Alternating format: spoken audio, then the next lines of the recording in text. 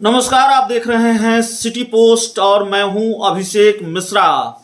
NDA से नीतीश कुमार के बाहर जाते ही ये सवाल और वाजिब हो गया है और महत्वपूर्ण हो गया है कि क्या चिराग पासवान की एंट्री एनडीए में होगी। जितना ये सवाल वाजिब और महत्वपूर्ण है उतना ही ये सवाल भी वाजिब और महत्वपूर्ण है कि क्या चाचा भतीजा एक साथ आएंगे। एक चाचा भतीजा तो एक साथ आ ही चुके हैं, नीतीश कुमार और तेजस्वी यादव। सवाल चिराग पासवान और पशुपति कुमार पारस को लेकर है कि क्या चाचा भतीजा एक साथ आएंगे। एक चाचा पहले ही एनडीए में हैं, पशुपति कुमार पारस पहले ही एनडीए का हिस्सा हैं, केंद्र सरकार में मंत्री हैं। सवाल यह है कि क्या चिराग पासवान भी एनडीए का हिस्सा होंगे, बीजेपी के साथ चिराग की सियासी दोस्ती होगी। इस सवाल का जवाब आज मिल गया है। चिराग पासवान एनडीए में जाएंगे नहीं जाएंगे, ये सवाल लगातार बिहार के सियासी गलियारों में टहल रहा था, तो इस सवाल का जवाब आज चिराग पासवान ने दे दिया है। पूरे वीडियो को ध्यान से देखिएगा, बिहार की सियासत से जुड़ा हुआ बहुत महत्वपूर्ण सवाल है। बड़ा सस्पेंस था जिसको आज चिराग पासवान ने क्लियर कर दिया है। एक इंटरव्यू के दौरान चिराग पासवान ने कहा है कि मर जाऊंगा लेकिन चाचा पशुपति कुमार पारस के साथ नहीं जाऊंगा। बिल्कुल ठीक सुन रहे हैं आप।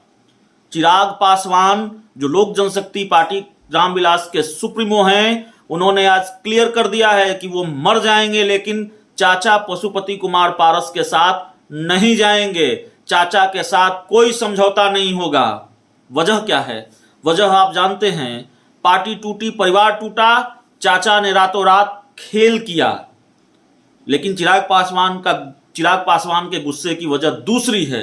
चिराग पासवान का आरोप है कि चाचा पशुपति कुमार पारस ने उनकी मां का अपमान किया है और जिन्होंने उनकी मां का अपमान किया उसके साथ चिराग पासवान समझौता नहीं करेंगे, मरना पसंद करेंगे। बिल्कुल आक्रामक लहजे में और बहुत साफ शब्दों में चिराग पासवान ने यह क्लियर कर दिया है कि भविष्य में, हालांकि राजनीति में कौन कब किसके साथ आ जाए कहा नहीं जा सकता, किसके साथ सियासी दोस्ती कब हो जाए ये कहा नहीं जा सकता, लेकिन आज की बात मैं कर रहा हूं। इस वक्त जब मैं आपको ये खबर बता रहा हूं, थोड़ी देर पहले एक इंटरव्यू एक चैनल को दिया चिराग पासवान ने और ये कहा कि वो मर जाएंगे लेकिन चाचा पशुपति कुमार पारस के साथ नहीं जाएंगे।